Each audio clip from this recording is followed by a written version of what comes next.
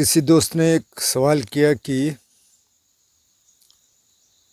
उनके मोहल्ले में आसपास कोई बीमार हो गया, उसके प्लेटलेट्स बहुत कम हो गई, तो वो उसको किसी प्राइवेट हॉस्पिटल ले गए, शायद लखनऊ की बात बता रहे।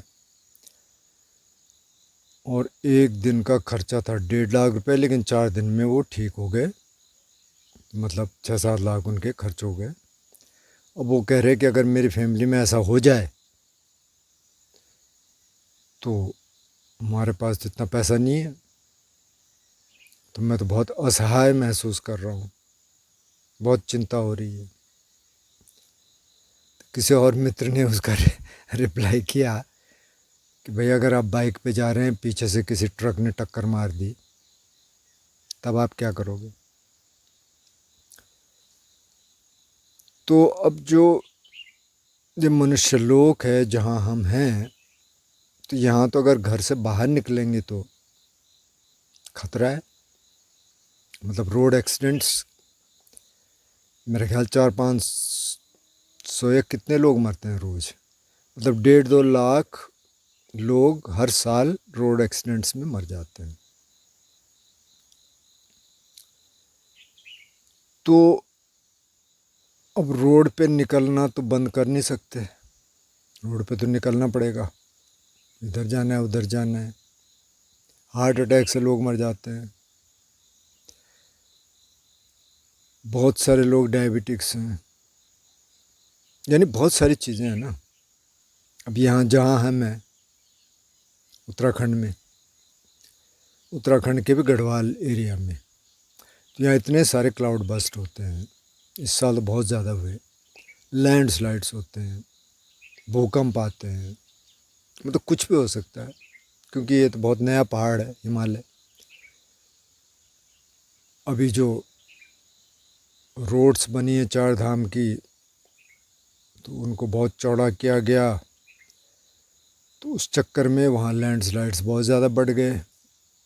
अब क्या करें? एक मित्र यहाँ आए बरसात में, मैंने उनको मना किया मत आइए, लेकिन वो आ गए। मैं उनको छोड़ने गया क्योंकि रोड इधर से तो टूटी हुई थी। जब मैं वापस आ रहा था तब तक बहुत तेज़ बारिश आ गई, मूसलाधार। तो अब ये स्लोप ऐसा है जिधर को मैं चल रहा हूँ, तो पूरा पानी ऊपर से आ रहा है और उस रोड पे बह रहा है। मतलब रोड एक तरह से नदी बन गई, मेरे तो आना ही मुश्किल हो गया। और ऊपर मैं ये भी देख रहा हूँ कोई पत्थर तो नहीं गिर रहे बड़े, अगर कोई बड़ी शिला आ गई तो वही छुट्टी। और वहाँ आप कुछ कर भी नहीं सकते, आप दाएं बाएं तो कहीं जा ही नहीं सकते, तो आपको चलना पड़ेगा। जो होगा होगा, आप मतलब आप अपने हिसाब से सावधानी से चलिए। बहुत एक्सीडेंट ऐसे यहाँ हो जाते हैं, तो क्या करें फिर? अब अगर आप ये देखें कि कितने लोग रईस हैं और कितने लोग गरीब हैं इस देश में, तो ज़्यादा लोग तो गरीब हैं। सिर्फ 2% लोग ऐसे हैं जिनके पास 98% रिसोर्सेज हैं। तो चलो, उन 2% को अगर 10% भी कर दें आप, तो चलो 15 करोड़, 15-20 करोड़ लोग होंगे जो बहुत रईस हैं। उसके बाद कुछ और होंगे 15-20 करोड़ जो उतने नहीं हैं लेकिन ठीक ठाक हैं, जॉब वाले, रिटायर्ड लोग। बाकी तो सब गरीब हैं। अब इस इलाके में तो ऐसे बहुत कम लोग होंगे जिनके पास 1.5-2-4 लाख रुपए की कोई सेविंग होगी, इंक्लूडिंग मी। अब क्या करें भाई? कोई ऐसी इलनेस आ गई, कोई ऐसा एक्सीडेंट हो गया, तो उसमें अब मैं रोज़ सोचता रहूँ क्या? तो उससे कुछ होता नहीं है। ये तो हम मनुष्य लोक में हैं, ये तो रोज़ फेस करना पड़ेगा। सड़क पे जाएंगे तो फेस करना पड़ेगा। यहाँ अगर थोड़ी सी रात हो जाए, मतलब अंधेरा हो जाए, आप बाहर हैं, तो जंगली जानवर आ सकता है। ऐसे एक्सीडेंट्स होते हैं, दिन में हो जाते हैं। क्या करेंगे? घर से बाहर निकलना तो बंद कर नहीं सकते, और घर ही में हो जाएगा तो क्या करेंगे? तो इसलिए ये रास्ता दिया बुद्ध ने। उन्होंने कहा ये तो होने वाला है भाई, सब कुछ आएगा। चिंता भी आएगी, डर भी आएगा, असुरक्षा भी आएगी, असहायता भी आएगी, सब कुछ आएगी। इनसे लड़ने का, इनको दूर रखने का एक ही तरीका है, वो है माइंडफुल लिविंग। आप ध्यान करना शुरू कर दीजिए, शील का पालन करना शुरू कर दीजिए, थोड़ा बहुत समाधि का अभ्यास मतलब कि ध्यान, प्रज्ञा डेवलप होगी, शील समाधि प्रज्ञा का जीवन जीना शुरू कर दीजिए। तो उससे होगा क्या, जैसे आप बैठेंगे, रोज़ बैठ रहे हैं आप, अगर आप ऑलरेडी बैठते हैं तो ठीक है, नहीं बैठते तो आप 5 मिनट बैठना शुरू कर दें, जो शायद कल के वीडियो या परसों के वीडियो में हमने बताया। 5 मिनट से आप अपना रूटीन शुरू कर दीजिए, क्योंकि ये रूटीन में आता नहीं। तो बैठने से क्या होगा, कई लोग कहते हैं क्या हो जाएगा ध्यान करने से। ये बहुत लोगों के प्रश्न होते हैं और नहीं कर पाते। ये कोई फैमिली वाला और कह देगा क्या कर रहा है ये, क्या बैठा रहता है उधर, क्या होता है उससे तो उससे ये होता है कि आप वर्तमान में आ जाते हैं। जब आप बॉडी अवेयरनेस में हैं, आप यहाँ हैं, सांस देख रहे हैं, आप यहाँ हैं, मन आपको खींचेगा, आप वापस आ जाते हैं यहाँ। अभी क्या है, अभी मेरे को देखना है, मन में क्या चल रहा है, शरीर में क्या चल रहा है, यहाँ आ गए। तो आप मन को इधर ले गए, क्योंकि मन तो जाएगा। अब आप ये सोच रहे हैं, आप सोच रहे हैं ना, आपके घर में तो कुछ नहीं हुआ, लेकिन आप सोच रहे हैं कि अगर मेरे घर में हो जाएगा तो मैं क्या करूँगा, मैं तो बहुत असहाय हूँ, मेरे पास तो इतना पैसा है नहीं। ऐसा हुआ तो नहीं ना। तो अब जब अगर ऐसा हो, प्रभु करे ऐसा ना हो, पर माना हो, तो उस समय फेस करेंगे ना सिचुएशन को। तो अब ज़रूरी थोड़ी है कि 1.5 लाख वाले अस्पताल में ही जाना है। अब जहाँ तक प्लेटलेट्स की बात है, तो पपीते का के पत्ते का जूस पिलाते, गिलोय का जूस पिलाते, उसी से ठीक हो जाता। 2-4 दिन पी के वही उसी से ठीक हो जाए। अब पता नहीं वो क्या सिचुएशन थी, मतलब मैं ये एक बात कह रहा हूँ।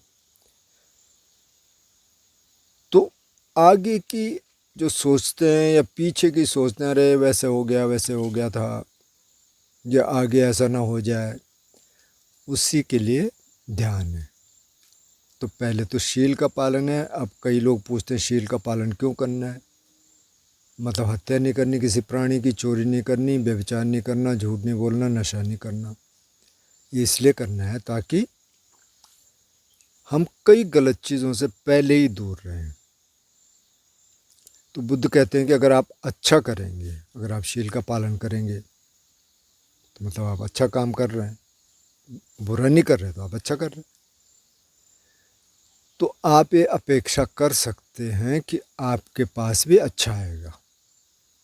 अब अगर पुराने जन्म का कोई ऐसा संस्कार हो, कर्म संस्कार, जिसको अभी पकना है, और जो कुछ ऐसे चीज़ लेके आ गया कि जो अच्छा नहीं है, तो उसको तो झेलना पड़ेगा। लेकिन अगर आप यहाँ ठीक कर रहे हैं तो आगे ठीक होगा। अगर ठीक नहीं कर रहे हैं तो फिर आप अपेक्षा नहीं कर सकते कि जी ठीक होगा। क्यों? क्योंकि आप तो अच्छा कर ही नहीं रहे। तो इसलिए शील का पालन, फिर ध्यान आपको वर्तमान में ले आता है। जब वर्तमान में आप आ गए तो आप यहाँ देखिए ना, यहाँ क्या सिचुएशन है। अब अगर आप पैसे से सोचते हैं कि पैसे से सिक्योरिटी आ जाएगी, भाई पैसा साधन है, पैसा ठीक है, होना चाहिए। अगर जैसे आप कह रहे हैं कोई बुरा वक्त आ जाए उसके लिए भी अगर है आपके पास तो ठीक है, लेकिन अगर नहीं है तो क्या करेंगे? तो आप तो जिएंगे ना।